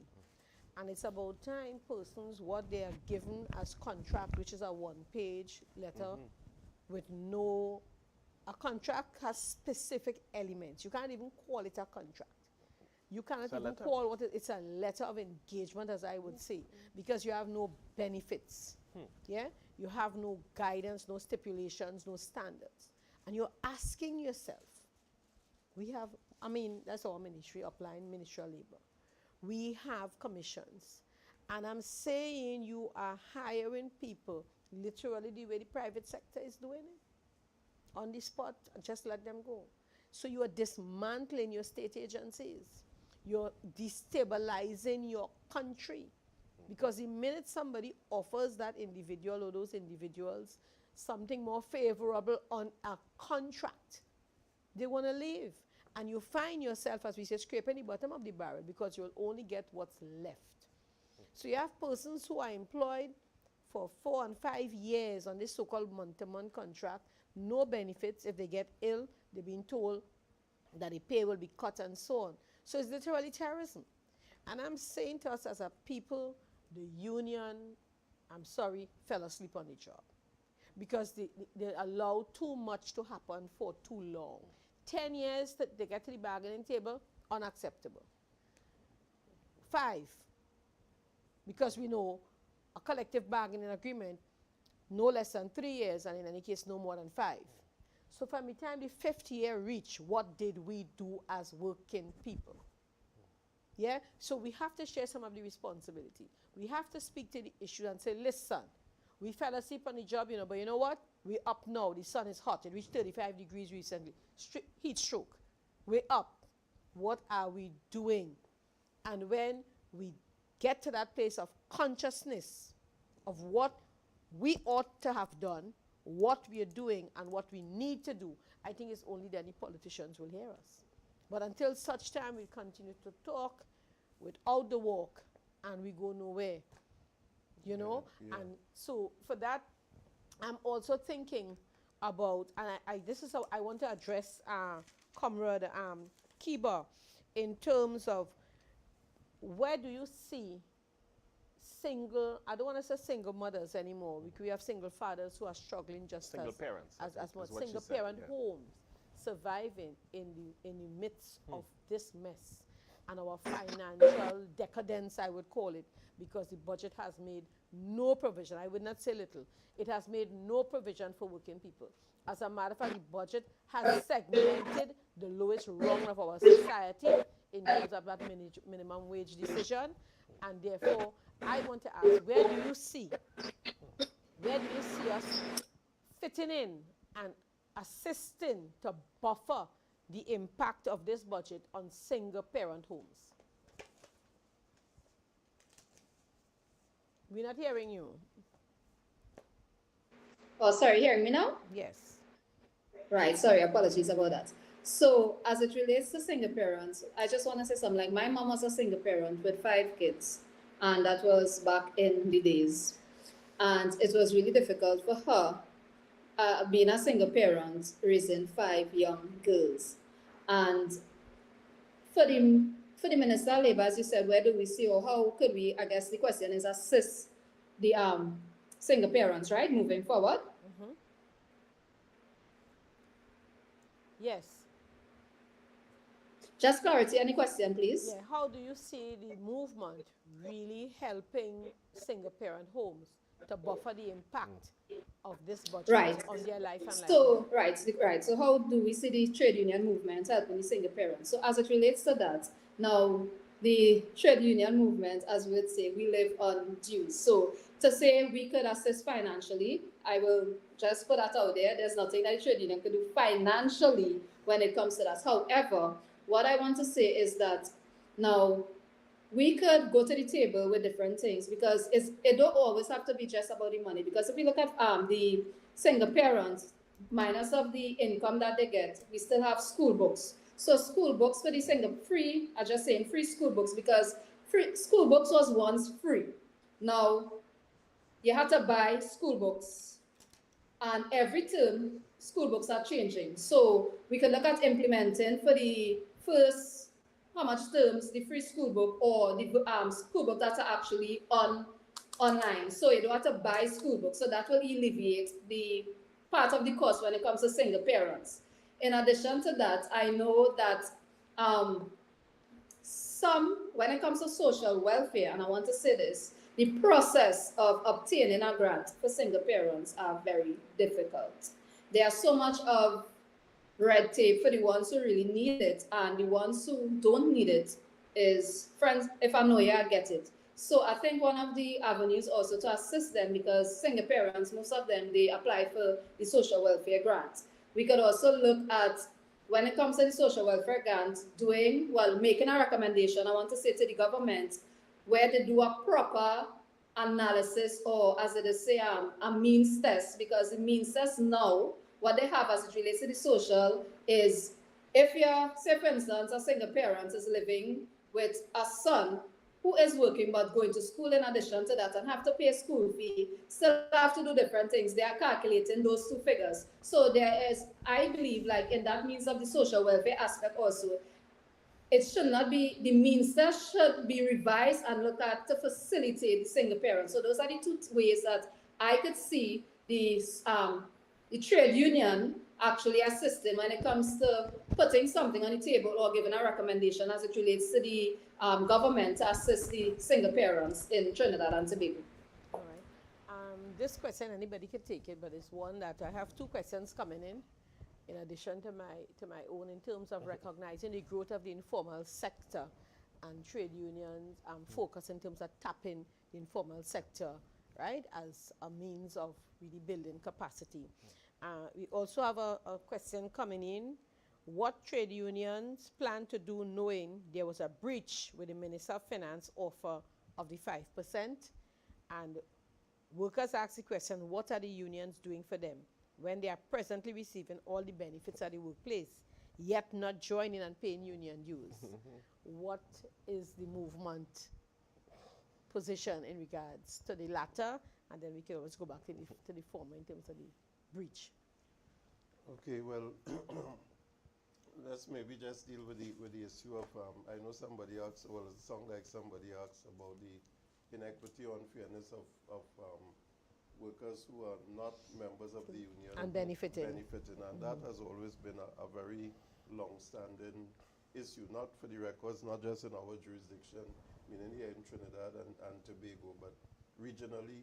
It's a legislative issue. Globally, it's a legislative issue. Yeah, it's an issue that is being looked at even in some jurisdictions, the European Union and a few other places. I know it's almost becoming like, you used to have what you call it, the shop, so that, agency shop, but even some place in the UK, to get a job on the port, for example, you had to go through the union, literally. So that some unions in some jurisdictions had that kind of arrangement, but our legal, in our context here, process doesn't allow for that. So the way our legislative structure is devised is that basically once you get recognition, because that's what people have to sometimes understand. We don't have time to get into the whole recognition process, but once you get recognition in Trinidad and Tobago for a group of workers or a bargaining unit, you get recognition for the entire group. And legally, you have an obligation to represent that. But we always like to emphasize that we may negotiate collective bargaining, stuff like that. We bargain and everybody benefits. But remember, within unions now, there are a whole host of other benefits and areas of representation. If you're not a member and you're not paying dues and you get maybe some dispute arises, I don't have an obligation to go and defend you or represent you before the employer. So you may get this salary that we negotiated, and you benefit from that in inverted commas, but there are a whole lot of other attachments now to trade union membership that you may not actually benefit from. And we always make that very clear to our members, so that is something that unions, that's why we do. There's the option of agency shop, but that again in our legislative framework is very restrictive, but agency shop will allow largely unions to be able to collect dues from all persons within the bargaining unit. And even within that, the legislation has made it so that you could pay 50% if you want to the union, and the other 50% you pay to a designated charity. Or this college. So the whole system is designed. So those are things when we talk about, and because Comrade Akibas did speak about legislative amendments requirement, and it's not just, I mean, she identified 3 very critical pieces of legislation, labor legislation, but in fact, really and truly what we need revised in Trinidad and Tobago is the whole slew of labor legislation, which I want to take the opportunity to emphasize here. There has been no adjustment, no amendment to labor legislation for the duration of this government's term in office, for nine years. We're moving on to 2 terms. And notwithstanding that the labor movement, all the labor federations, the Joint Trade Union Movement, the National Trade Union Center, the Federation of Independent Trade Unions and NGOs, we have very conscientiously attended every consultation session where the government would have been looking at amendments, and we'd have submitted our amendments more than any other of the social partners. We would have made input into that. So it's not that unions are not doing what they are required to do, but we cannot run into the Attorney General's office and, there's not a kind of state where you just run in like a terrorist and say, look, amend this or amend that. So we continue to advocate that there must be, and sooner or later, the government will be pressed in terms of coming to Parliament with the appropriate legislative amendments to various pieces of labor legislation. With regards to the second question, I just want to say very clear that we have no intention of telegraphing outside what we intend to do. Yes. So I will not be answering that question, and the labor movement will not be saying anything publicly. Yes. What we intend to do. Yes. This is a serious struggle. A strategy that you will roll out. A serious struggle. Yeah. A serious struggle. So I leave that second question right there. And good afternoon again. If I can touch on what Comrade Johnson would have indicated with the question that was asked, what the union is doing for them and when they are presently receiving benefits. And to me, it's kind of ironic because an employer would never give a worker what they want. So by saying what the union is doing for them and they enjoying the benefits is exactly because if there was no union, there will not even be benefits to enjoy. And as I repeat again, an employer will never give a worker what is required. There will always have to be fight, and that is the reason for the trade union. And if somebody know, you all are enjoying the benefits, and the trade union movement is what is fighting for the benefits because you benefit from the collective agreement, then clearly you all should join a union because this is what you are getting. And many persons believe, well, I don't need a union, as Comrade Johnson was saying, when grievance arise and it have to go further besides the employer, yes, because they could say, well, I could go and talk to the employer for myself. But when it goes to the Ministry of Labor, no worker, there must be union is the only entity that can take a matter to the Ministry of Labor and in addition moving forward to the industrial court. You can't take a lawyer and it cannot go by itself. There must be a union. So many workers, like as I will say, play smart with foolishness. But the union is there for a reason, because you cannot, as an individual, take a matter to the Ministry of Labor nor the industrial court by itself, and you cannot use a lawyer without a union. The union is the only person who can take a matter to the Ministry of Labor and the industrial court. All right, this is for Comrade Johnson. What alternative do you see the public sector unions taking if they rebuff the government's 5%? Well, to an extent, as Comrade Ozzy would have indicated, let me just indicate, it's not that I'm aware that the public sector unions are looking at the issue. First of all, we need to recognize there's no offer. I did say it when I made the opening remarks. There's no offer before the public sector unions at the moment. So we want to be careful. Negotiations are premised on offers and counter offers being made. So unions would have their proposals. I imagine some would have submitted, some may be in the process of constructing it or doing so, because it's a package, as I said, because I think the question seemed to be focusing narrowly on the 5%. I was very specific when I said we're talking about terms and conditions of employment. And that's where we kind of fallen into the government's narrative. We just say, 5%. Well, we want to talk about the 5%. That's conditions not, of work. There are conditions of work, because if you fall and get injured or paralyzed on the job tomorrow, whether you got 5%, 10%, if there are not other provisions, insurance, proper OSH issues. Look at what is happening with the unfortunate situation with the divers from Paria. We are 3 years into that, and it's just going like, back and forth, etc. Because that's the issue. Their families, etc. So it's 5% by itself. It's really difficult to say what if we rebuff it, or whatever will happen. We are looking at a package. Unions have to submit their proposal. The CPO has to submit, or we anticipate or expect the CPO to submit genuine proposals, because right now there's a lack of trust by public sector and public service unions in the office of the CPO and in the position of the CPO. Right now it's one individual. I know it could change tomorrow, but whoever that person is, there's no public trust in the office of the CPO, because that person seems to be more acting as an agent of the state to do whatever the state says. Maybe that's what their job description says, I don't know, but it's not coming with, I imagine this person is a professional, and if they're professional, they should be saying to the Minister of Finance and saying to the government, this, what you're doing right now, is not true collective bargaining. I am a professional and I have to be able to advise you. You may not take the advice, but that is what the CPO should be saying and making it clear. I have advised the government.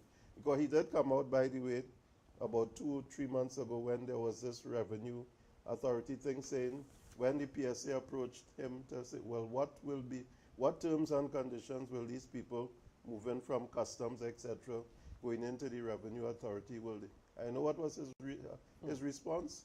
There's the CPO of Trinidad and Tobago, saying to the PSA and to the public of Trinidad and Tobago that he himself does not know what terms and conditions, because the government has said nothing to him.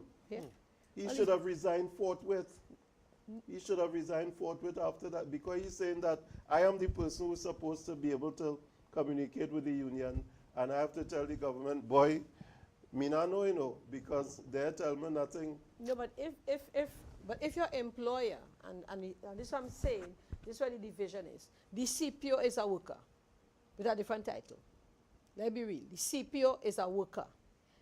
If somebody asks us a question here concerning the college, and we don't know because the director hasn't given us the information, should we resign?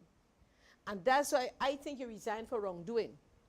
The fact that he says he doesn't know is a cue for us to ask, why does he not know? Because that's the person you all say will be representing you.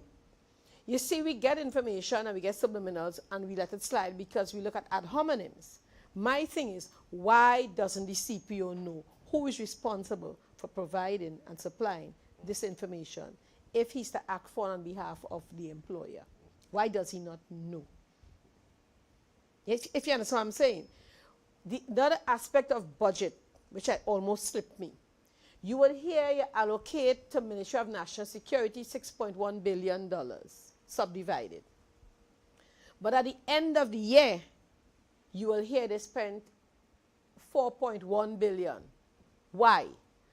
It is time for us to call on the Minister of Finance to explain why suppliers are being owed sums of money by public agencies despite these allocations. So allocating funds and making them available for the organizations is something totally different. We got to start to sensitize the public so that they can call on the ministry to account. So it sounds nice, 3 hours, and you allocate 6.1. 5 hours. 5 hours, 6.1 billion. But at the end of the year, if you have to give allocated versus what was disbursed, you will see a big gap. And then we'll understand why these public entities are underperforming. So you call back uniforms, big and a public, but you have organizations that do not have uniforms because there is no fund to pay suppliers for uniform. This is time for us to call people who are managing to account. Great. Yeah? And not hold the internal functionaries because they are asked to fight with their hands behind their backs. Yeah? So I know we could go on and on and on with this budgetary allocation, but I think we need to continue the narrative. We need to continue the conversation. We need to think about the informal sector, and that is a part of the demographic that tend to be missed, and we have workers are suffering in the informal sector as well. So we have the private sector, the public sector, and we have the emergence of the informal sector. That's an area I want us to look at as working people, as advocate for social justice, and I'm trusting that we can return another time to have a more rich conversation. So before we close, I want to give each of our panelists 2 minutes each to give us our final comments. I don't know if Comrade Akiba will want to go first. We give it to you. Being honest, lady, I don't have a problem with going first. Thank you so very much. So I just want to state, I'll be very short. I won't even take 2 minutes. I just want to state that to the workers or the persons who are listening, the working class, and by etc., anyone who's listening, that just like how we are employed by different entities, we need to know that the government, we employ the government, so we are literally the government boss. And we need to stop thinking that they are our employer when it comes to putting them in power. I'm not talking about anything else, but putting them in power, because if we don't vote, and I'm saying it as frank as could be, if we do not vote for them, they will not be there. So we are the individuals who put them, and whichever party, it doesn't matter, persons, I'm not talking about whichever party, I'm talking about on the whole, we vote for the government. So whichever government in power, and my personal view is, if they are doing rubbish, we get another government. We employ somebody else. Just like in a job, if, for instance, you're not doing what you're supposed to do and you're supposed to have A, B, C, D, and you have not completed A, B, C, or D, you get terminated. We need to start to terminate governments when they are not doing what they're supposed to do. And I'll end there. Yes. Just briefly to indicate that I know when we were looking at some budget programs, and we were being asked like what was our expectations, and broadly put what was stated was that, you know, when you do a national budget, there's this expectation that the intention of a national budget is to put the lives of your average citizenry in a better position. Yes, of course, along the way there could be sacrifices that have to be made, but when you do a national budget, it should not be one that ends up, you know, where people feel, you know, you have been sort of like disenfranchised, etc. So yes, so I know there would have been some people would argue there would have been some incentives or positives given in the budget, people, small business sector, technology, etc. And what I would do, I would say we would wait to see how those type of incentives and so pan out for those people. So because there's some people that agree, yeah, they saw those incentives. And if that is so, then let's see how it pans out. From a worker or labor perspective, I think labor is, in a sense, we need to see how things will be navigated in the coming months. I mean, but on the surface of it, yeah, I don't think labor would argue that there was much benefit or tangible benefit that we one could put their hands on to say this budget delivered this to working people in Trinidad and Tobago. So it's really left to be seen, and hope that as we go forward, all the various allocations are used. Let us wait and see what will happen. But in terms of tangible benefit, I don't think labor is walking away saying, look, yeah, we saw this benefit, etc. Things like labor legislation, still up in the air, and we're in the 9th year of going into the final year of the government's term of office. So we really need to see if what will happen in the coming weeks and months, but nothing tangible that I think workers are saying that that came their way with this particular budget. Comrade Asni? Yes. Comrade Johnson, Lord. This is what I would like to say to you, to everybody in this room, and to the listening audience. Our country is changing dramatically. Everything our foreparents built and worked so hard to construct. They were constructing a new society, an independent country. And they tried to put together an infrastructure that will protect our people and give our people a chance and a hope, so that when we see the red, white, and black fluttering in the sky, and when we see that coat of arms, and when we sing that anthem, that we feel a sense of pride because we all contributed to constructing this nation. That is being dismantled. And in order for us to stop it, it will require not just trade unions, it will require all of us. People. It will require the college, Whole of country yourself, approach. everyone saying in a collective voice, no, that is not the country our foreparents fought so hard to build. And we can determine and construct a nation where everyone can live with dignity and where social justice reigns supreme. That's my closing. Comrade Warwick is interesting. I'm smiling. I wrote it down and I decided not to touch it. And in your closing remark, you mention it. I have here on my note 4% in the face of a budget to change the coat of arms. And I'm saying the funds or the budgetary allocation, there are people living in very impoverished conditions in this country. People that do not care whether it's a steel pan or whatever it is on the coat of arms, because people want to be able to feed their families. They want to be safe. They want to walk the streets and be safe. They want to be able to afford the basic things in life. And we would like to see a budget that reflects that we care about what the people needs.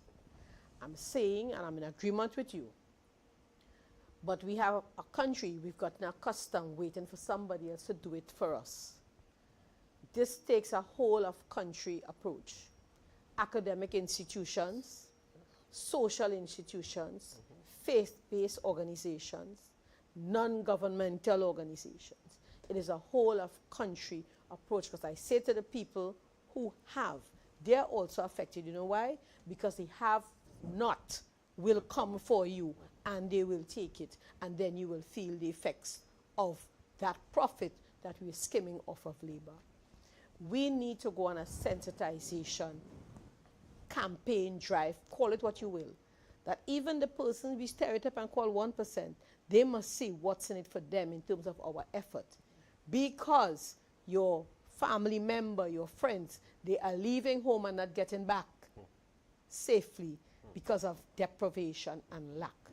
As a college, we have taken the responsibility to engage the conversation, to start the narrative. We want to encourage the rest of Trinidad and Tobago and the region as a whole to continue the conversation. Continue to look at what budgets, budgetary allocation, monetary policies, fiscal policies, social policies are doing or not doing for our countries and our world as a whole. We want to thank the panelists for taking time off from their busy schedule to engage in this first of many conversations, in the hope that you will continue to not just listen in, but to implement some of what we would have discussed, share with your comrades, share with your colleagues, and encourage each other to do their little bit in their own space to bring about positive change. We thank you so much for having us. Thank you for sharing our space with us. And again, we thank our panelists and we say good night.